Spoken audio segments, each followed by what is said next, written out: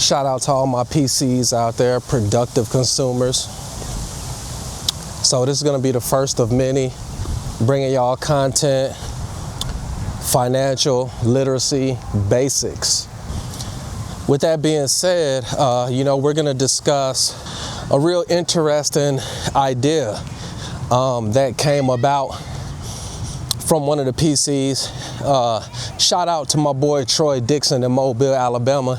He's going to know exactly where I'm coming from with this. And so the idea was posed, it came up that concerning manufacturing in the United States, with everything that the administration is wanting to do through tariffs, as far as bringing manufacturing back to the U.S., a good point was made.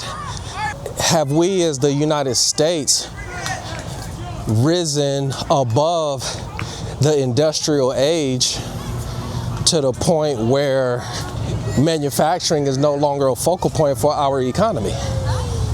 And so the point that's being made is that, nobody sells better than us, right? Here in the United States, we create businesses, we create products, we sell goods and services, and we do that the best. And we do that to a point, to a level where we don't need to build the product. We don't need to manufacture the product. It's business to always seek a lower cost, right? You want to keep your costs under control, whether you're balancing your family budget, whether you're balancing the budget of a company. It's all about keeping your costs down if you want to build wealth, be successful, be profitable. And so as a business that's producing products, you're going to seek lower costs where you find it at. And so the point that was being made is that, we shouldn't care that the manufacturing has gone to China or has gone to Vietnam or has gone to Taiwan or has gone to India or has gone to any of these other countries, because we're the ones ultimately that sells the products. And it was a very interesting point from a producer, and just by listening to this idea, you can kind of get an idea about the mindset of this individual, right? I consider this individual a PC, a productive consumer, right? And clearly his mind is geared toward producing, obviously, whether producing means owning businesses, producing goods and services to be sold to the market, investing, right? Because you can be a producer but not necessarily be selling goods and services. You can be flipping money, right? However you flip money. You might buy businesses to flip them. You might buy houses to flip them. You might buy stocks to flip them. So the way that you produce, may not be the same way that the next person produces, but at the end of the day, it's all about being profitable, right? So this individual is obviously a producer. And so from a producer standpoint, it can kind of give you a glimpse into, on a macro level, what are these businesses, these large United States businesses considering, right?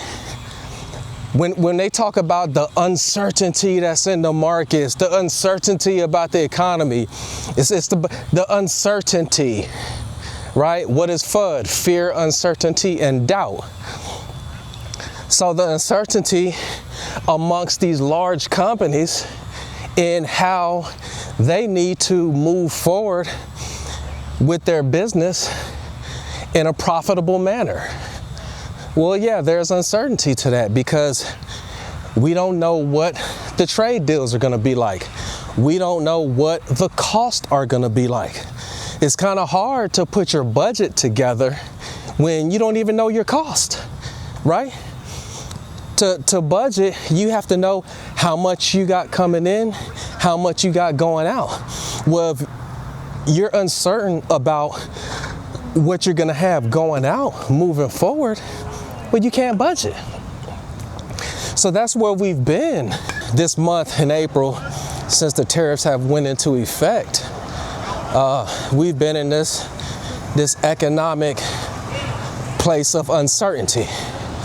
And so, the idea, once again, that, the U.S.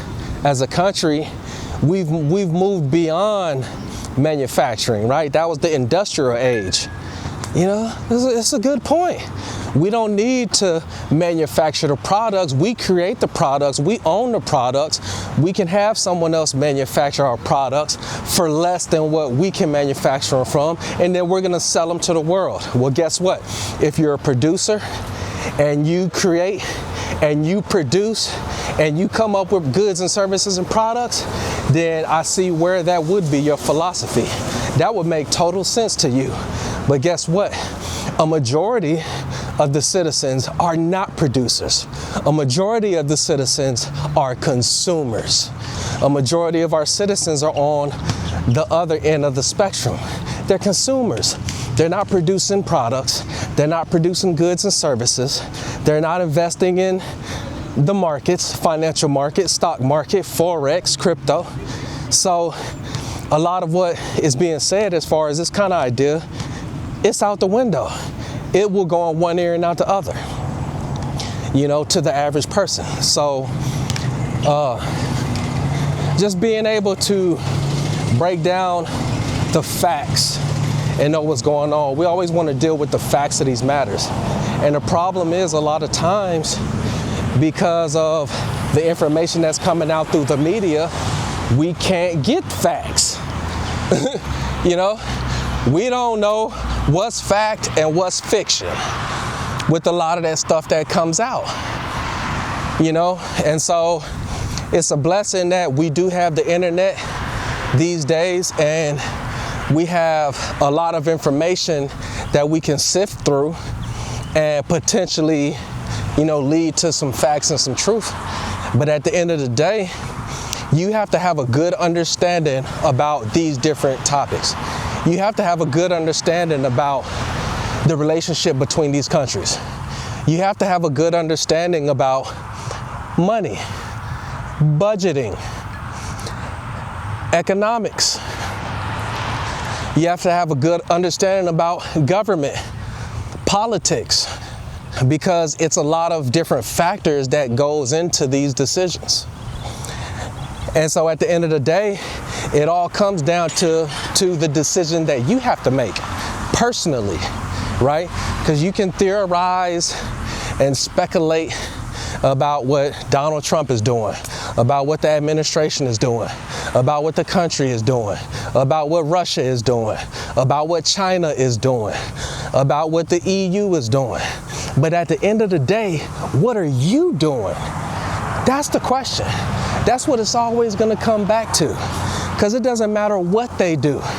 At the end of the day, if you're rich or you're wealthy, then you're rich and you're wealthy.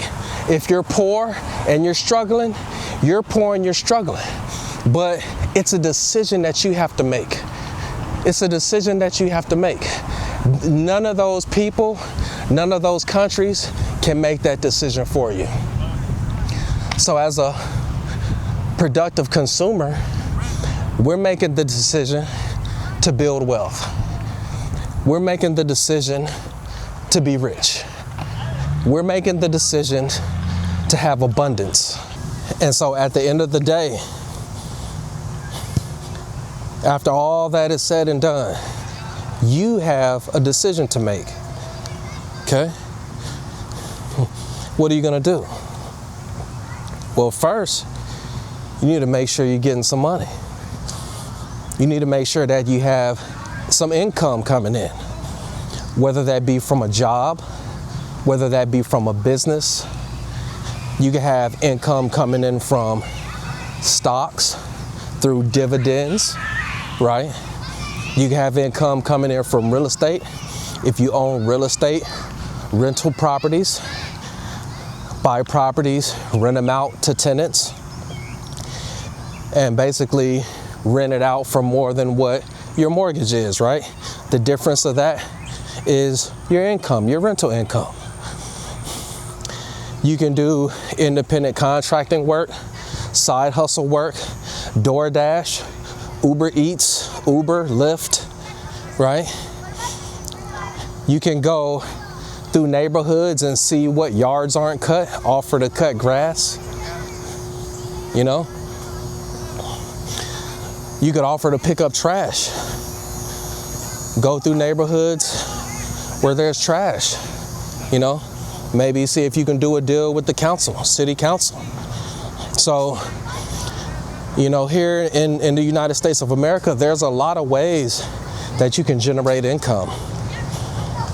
You know, not just from working a job, but that's the key.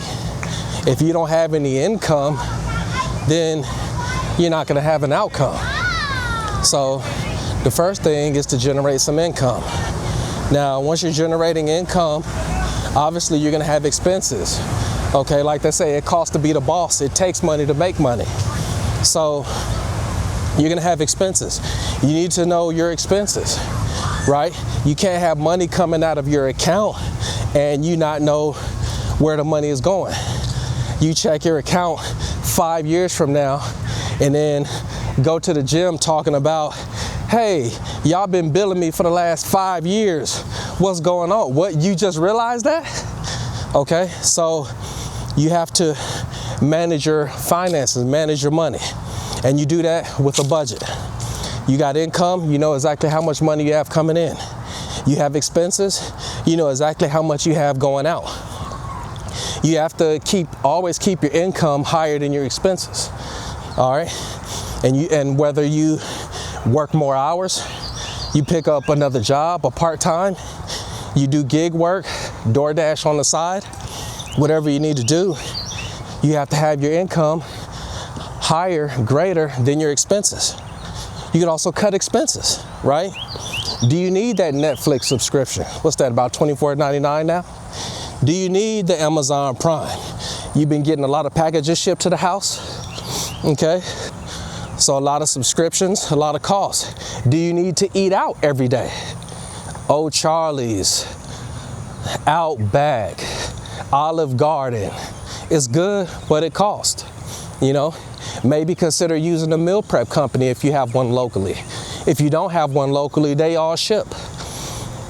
You know, you could find a good meal prep company where you could probably get 20 meals for about $6.50. And you're talking about clean meals, macro friendly. It'll help you with your goals, keep you on track, and help you keep your expense down. So that's a pro tip. So keeping your income high, keeping your expenses low, allows you to do what? Have capital. Capital is investable income. So now you can take that income and you can do what with it? Produce, right? Because we're what? Productive consumers. Yes, we're consumers, okay? Here in the United States, that's what we do. We consume, you know? And you can deny it all you want. I don't care. We want nice things, all right? We want nice things. Whether we already have it or we don't have it, we're all in the pursuit of happiness, right? And having nice things, yes, it does make us happy. Okay, you could BS yourself all you want, but if you're riding in an old Honda, right? I got a Honda. You're riding in an old Honda that's beat down. Well, guess what? You're gonna have a different feeling when you're riding in a brand new Benz. It is what it is. If you're living in a 2-bedroom apartment, you know, you're having water problems, plumbing problems, you know, compared to living in $1 million house, you're gonna have a different feeling. It is what it is. All right, so let's get past the BS with that. So in the pursuit of happiness, we want nice things. Here in the United States, we like to floss, we like to stunt, okay? We like to do that. It is what it is. So we're consumers, but at the end of the day, you have to shift your energy on a scale to be more of a producer, okay? And whether you're producing through a business, you're creating a business, you come up with an idea, or maybe the idea is already out, you just see a market for it. You see that A lot of it is getting sold over here. It's a lot of coffee getting sold over there. It's a lot of hamburgers getting sold over there. Okay? It's a lot of toys getting sold over there. And it's more being sold, it's more being bought than what can be sold. Okay? Well, that's a market. You've identified a market. Now you see that, okay, you can go over there and you could possibly sell some. So that may not be you coming up with a new idea. You're just entering an already existing market where you've identified an opportunity, okay, to produce. So you got to produce more. It doesn't mean that you're going to stop being a consumer, right? You have to consume. We have to consume if we want to survive. But at the same time, if you want to build wealth and you want to grow, you must produce. You have to produce. You have to be a productive consumer, okay? And so that all starts with income high, expenses low, budget. What you have left over at the end of the month, invest. You can invest multiple ways.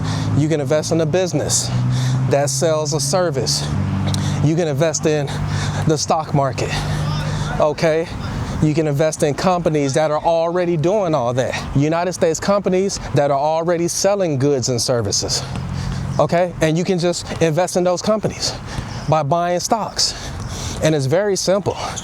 Back in the day, you wanted to buy stocks, you had to be connected to somebody in New York.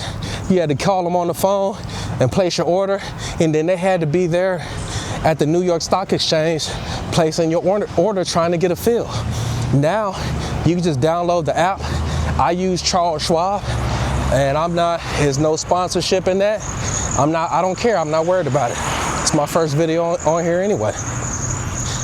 But that's what I use. That's what I've been using. Before they was TD Ameritrade, now they're Charles Schwab. You could use Charles Schwab, you could use Robinhood, you could use Webull. There's all kind of brokers. That's what they are. They're a broker.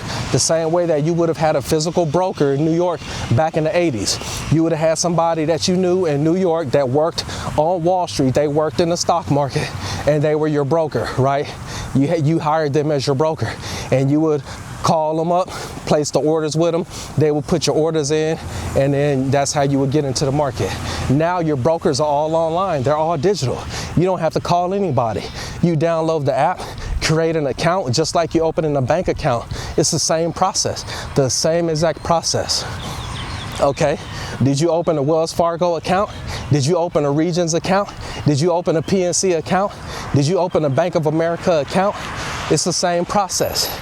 Okay, you get with one of these online brokers and you open the account the same way. And now that you have your brokerage account, now you can go through your brokerage account and you can do what? You can buy stocks. You can buy options. You can trade Forex, foreign exchange. You can trade futures, which is contracts on commodities, But before you even get into that, and that's not even stuff that I'm gonna be touching on this channel. We're just dealing with the basics of being a productive consumer. That's the basics. That's all it takes, y'all. That's all it takes. It's for us to shift our mindset from just consuming, from just spending our money, to now using our money to generate more money. That's all. It don't take much. Okay? And that's how we're going to stay on our path of building wealth. So, number one, get your income up. Keep your expenses down. Number two, budget. Okay? Always manage your money. Always have more income coming in than you have expenses going out. All right? Number three, capital. You're turning your income into capital is what you have left over at the end of the month. And you're gonna take that money, you're gonna invest it. What are you gonna invest it in? Invest it in a business, okay? You can create a business if you see a market to produce goods and services that you can sell. Or you can invest in already established businesses. You can approach them directly and be an investor that way, or you could do it through the stock market. A majority of wealth is built through the stock market. That's what I do. I invest in the stock market. And so it's definitely something that you should look at as a productive consumer. You need to look at investing in the stock market. And there's multiple ways you can do that. We will touch more on that on this channel. But like I said, we're gonna keep it basic. Definitely like, comment, subscribe. Obviously, I need the engagement to help the channel grow. I appreciate that. I have a lot more content coming. I'll be touching on a lot more topics. I'm gonna be posting regularly. And I'll be adding more things to the channel as far as links, ways that you can reach out and touch me. You understand? So appreciate y'all for tuning in. I'll holler at y'all on the next one. Peace.